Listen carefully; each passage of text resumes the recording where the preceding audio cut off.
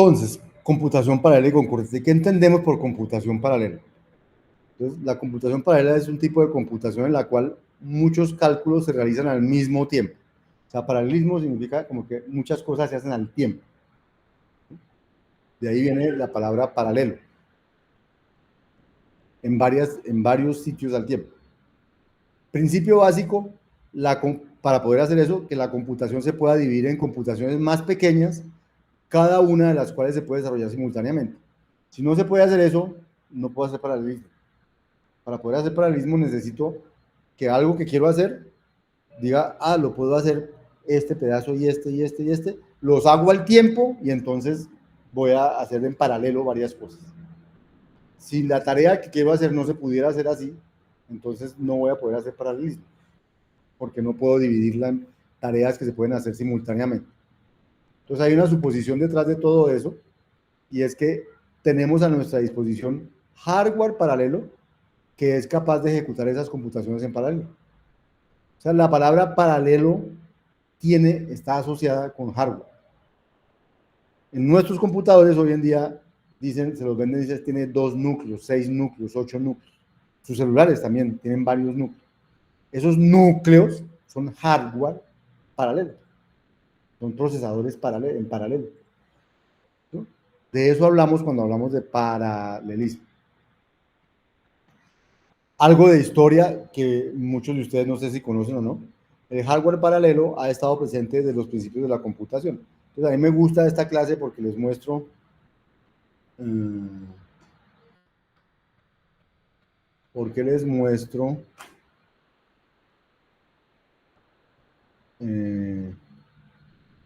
poco de historia, que también es historia mía en la computación. Y entonces ustedes van a decir, el profesor sí está viejito ya. Entonces, les muestro de esta web fotos que muestran la evolución de la computadora, ¿cierto? Y para ver cómo ha ido cambiando la computadora. En 1943 yo todavía no había nacido. Esas eran las computadoras. Son unas vainas gigantescas, ¿cierto? Cables y cosas por todos lados. Pero quiero que miren que hay muchas cosas, muchas. De alguna manera hay mucho hardware en paralelo. Muchas cosas funcionando al tiempo. Eso es más o menos 1943, decía ahí. 1946. Entonces miren cómo lucían los computadores. Aquí están como terminales y cosas, pero miren todo lo que hay alrededor de esas cosas. Estos son unidades de almacenamiento, imagino, discos, cosas de ese estilo. Siempre la computación ha tenido hardware en paralelo. De hecho, cuando uno dice que tengo un ratón, aquí mi ratón está aquí integrado, tengo un ratón, o sea, esas cosas son hardware en paralelo, que se comunican en paralelo con el computador. 1950, 1952, van evolucionando, siguen siendo grandes. 1975, aquí sí yo ya había nacido, ya tenía unos añitos, 11 añitos. El IBM 5100. Miren cómo cambió el tamaño. Sea un computador esencialmente para hacer cálculos seguramente y cosas de ese estilo. Es la primera computadora portátil disponible de manera comercial. En 1975, Bill Gates crea su Microsoft para desarrollar versiones de lenguaje de programación, pero crea como los primeros microcomputadores, lo que llamamos microcomputadores, o sea, más chiquitos, los llamaban microcomputadores. En el 76, Apple lanza su línea de computadores, Apple, ¿cierto? Esta máquina integraba un monitor, un teclado y se vendía la tarjeta de ensamblador. Esta era útil para los negocios que utilizaban una aplicación que venía con ellos llamada VisiCalc, que era como el primer tipo de hojas de cálculo. 1977, Apple II, empiezan a aparecer ya cosas más pequeñitas, integradas. ¿Cierto? Esta era una máquina ¿para qué? Era un hardware ¿para qué? Para leer discos. En esa época había unos discos que se llaman disquetes. los discos donde venía la información. No había discos duros realmente en las máquinas, no había discos duros todavía. Lo que había era una memoria RAM, por ahí no sé, 8 megas, era una cosa, megas, no gigas, ¿no? Megas. Así era la vida en esa, y esas cosas funcionaban. Y en esas cosas, bueno, ya voy llegándome a la época en que yo aprendí a programar, ¿cierto? La programación tenía que consumir mucho menos recursos porque había menos recursos. ¿Sí? Sí, sí, sí. Todo era mucho más liviano. Pues porque no había para desperdiciar. Es que un poco lo que, bueno, la evolución de la computación ha sido en lograr que las cosas sean más pequeñitas y quepan mucho más. Y entonces ahí aparece el concepto de desperdicio, que al principio uno tenía que manejarlo. Por eso era tan importante manejar la memoria, manejar cosas, porque uno no podía desperdiciar nada porque no había casi nada. Cuando aparece que empieza a haber cosas, entonces uno empieza a desperdiciar espacio o a cambiar desperdicio por eficiencia, por ir más rápido en ciertas cosas. 1981, un IBM, 1983, el Apple Lisa, y en este Apple Lisa apareció por primera vez el concepto de las ventanas. Se lo inventaron los de Apple, no lo inventó Microsoft. O sea, cuando Microsoft sacó su sistema operativo, era el DOS, Disk Operating System. Cuando Apple sacó este sistema operativo con ventanas y esas cosas, ese concepto de ventanas, inmediatamente los de Microsoft quisieron copiarse esa cosa y por eso crearon Windows, que es el Microsoft Windows, ¿cierto? Pero el concepto de ventana no nació de ellos. Entonces, yo no uso Microsoft, yo detesto Microsoft para mí siempre han parecido después copiando las cosas de los otros, pero han sido buenos comerciantes. Entonces ganan en eso, pero no ha sido, uno cree que es que son creadores, innovadores, pero ellos siempre de pronto han tenido la innovación de crear copias con algunas cosas mejores, no sé qué, pero copias, ¿sí? Nunca se les ocurrido las ideas primero a ellos, nunca. Por eso a mí no me gusta Microsoft y eso está quedando grabado, pero bueno, así es la vida. Bien. 1984. Este fue mi primer computador. El mío. El primero que tuve yo en mi casa. Tal cual. Era el Macintosh. El Macintosh. 1984 Macintosh, exacto. El primero que tuve yo en mi casa. En ese escribí mis primeros 2 libros. 2 libros. Yo era sardino, pero ya escribía libros con mis profesores. Pues escribía libro de análisis de algoritmos y un libro de conceptos fundamentales de programación. Allí yo ya empezaba a querer ser profesor. En el 84 había estaba terminando mi carrera de matemáticas y estaba por ahí en cuarto semestre de la carrera de ingeniería de sistemas. Y bueno, ese fue mi primer computador, el primero que tuve en la casa. Pero no fue el primero que programé, porque yo programaba entonces en esas maquinotas que había ahí. Y para programar había que programar unas tarjetas que se llaman tarjetas perforadas, había que perforar tarjetas. Entonces, ¿cómo funcionaba el asunto? Uno se imaginaba su programa, lo escribía en un papel, luego iba a unas máquinas que perforaban las tarjetas y línea por línea perforaba. Cada tarjeta tenía una línea del programa. El programa tenía 200 tarjetas, entonces 200 líneas, entonces tenía 200 tarjetas. Las llevaba uno a un sitio donde las dejaba. Allá las cogía un computador grande, leía eso, lo volvía a programar, lo ejecutaba y al otro día le salió un listado diciendo, este es su programa y esto fue lo que dio. Y usted coja eso y ojalá no tuviera errores. Si tenía errores, le tocaba entonces mirar dónde estaba el error. De pronto el error significaba hacer 10 tarjetas más. No es como hoy que ustedes ponen cualquier cosa, lo ponen, ay, no, quedó mal, entonces le corrían. Y el computador le dice, no, en esa época era demorado hacer eso.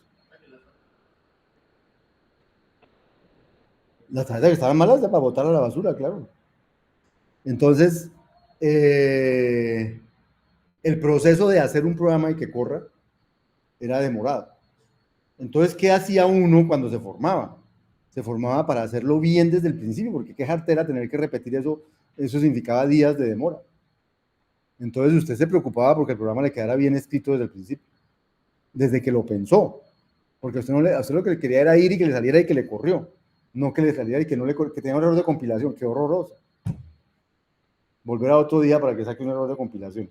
Ahora, después, errores de lógica. No, pues es que eso demoraba. Tenía que pensar los programas antes. Por eso yo les insisto tanto en que piensen que eso corre sin necesidad de correr 10.000 ejemplos. Eso tiene que correr porque las cosas pueden correr sin necesidad de que usted tenga que probarla con 10.000 ejemplos. Entonces, uno puede construir software bien hecho sin necesidad de tener que probarlo. Uno lo prueba solo para estar seguro que no cometió un error de una cosa que le faltaba, pero no porque la lógica esté mal. La lógica debería estar bien desde el principio. Pues así aprendí yo a programar. Ese fue mi primer computador de mi casa, personal. Después empezaron a aparecer muchos más microcomputadores, los que traían Windows y todas esas cosas. Aquí está el IBM ThinkPad, ya con jueguitos y cosas. Computadores más del tipo del día de hoy, ¿cierto? Ya más parecido a los que usamos hoy en día, etc. Entonces, ese link está ahí en las transparencias para que ustedes se diviertan y miren historia, porque la historia también a veces es bueno saber que existió, ¿sí? Y que los computadores que ustedes trabajan hoy en día, entonces son muy diferentes, tienen varios núcleos, tienen varias cosas, los nuestros no son así. Y por eso es necesario pensar en qué significa, en qué consecuencias tiene esa evolución en la programación. Entonces, la primera gran consecuencia es que puedo hacer que se ejecuten muchas cosas al tiempo. Pero cuando aprendimos a programar, y cuando ustedes aprendieron a programar aquí, aprendieron a programar secuencialmente. Nunca tuvieron en su cabeza el chip de la concurrencia. Cuando ustedes aprenden a programar, no les cuentan de la concurrencia, les cuentan es de la lógica de las cosas. Pero la concurrencia, este es el primer curso donde les vamos a contar a ustedes. ¿Mm? Bien. Entonces, aunque ha habido hardware paralelo, todo el tiempo la computación paralela como tal, entendida como al menos dos procesadores independientes utilizados para realizar un cálculo, solo aparece unos años después de la aparición de los primeros computadores comerciales. O sea, la noción de computación paralela aparece después, aunque muchas cosas tenían hardware paralelo. El IBM fue pionero en el desarrollo de computadores paralelos comerciales.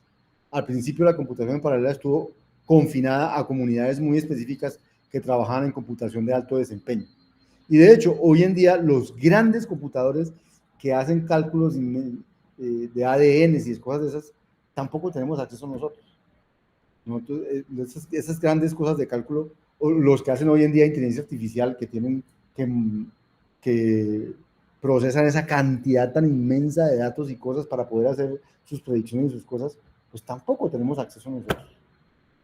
Aunque hoy en día pareciera que uno tiene acceso a la IA, tiene acceso a los resultados de la IA, pero los computadores que esos modelos funcionan y evolucionan y no sé qué tal, pues tampoco tenemos acceso nosotros porque nuestros computadores no tienen la capacidad de manejar esa cantidad de datos que necesitan esos computadores para ser realmente inteligentes. Recientemente, a inicios del siglo XXI, bueno, entonces, ¿qué pasaba en nuestra época?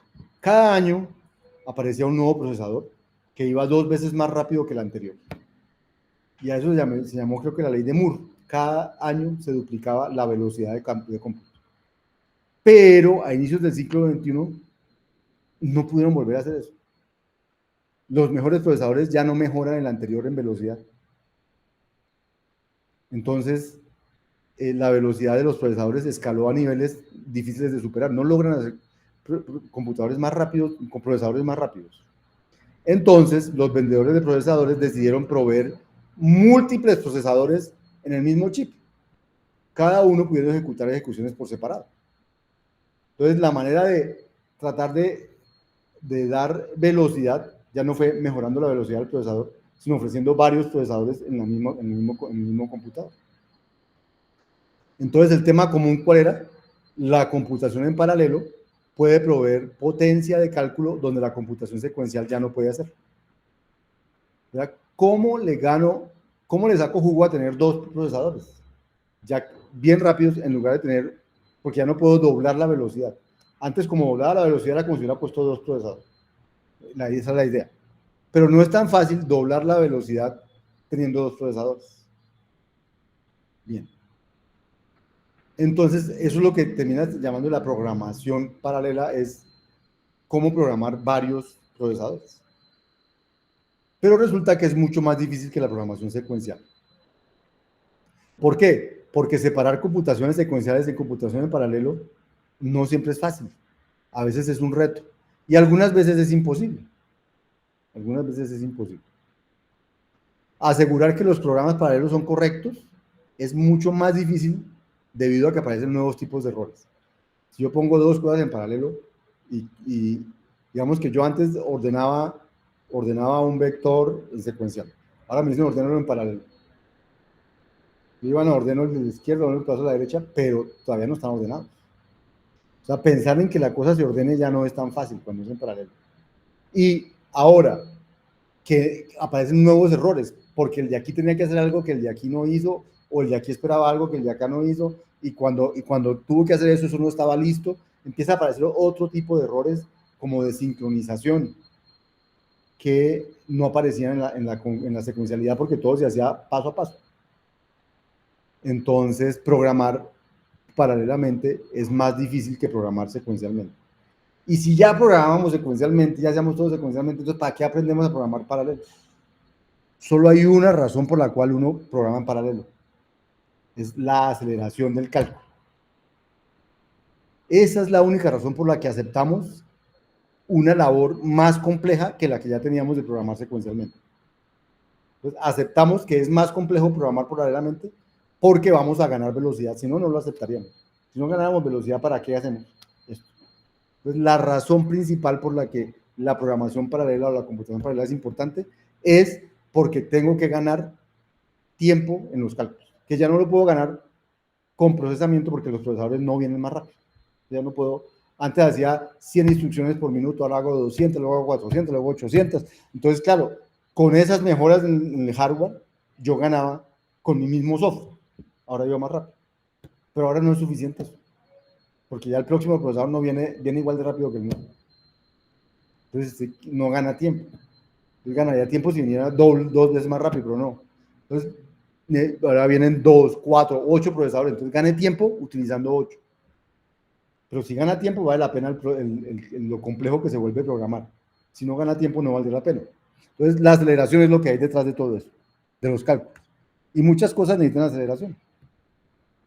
Bien. Ahora, ¿cuál es la diferencia entre concurrencia y paralelismo? ¿Qué significa programar concurrente y programar paralelo? Entonces, paralelismo y concurrencia son conceptos estrechamente relacionados, ¿cierto? O sea, muy íntimamente relacionados. De hecho, para uno pueden ser sinónimos, pero no. La programación en paralelo significa usar hardware en paralelo para ejecutar computaciones más rápidamente.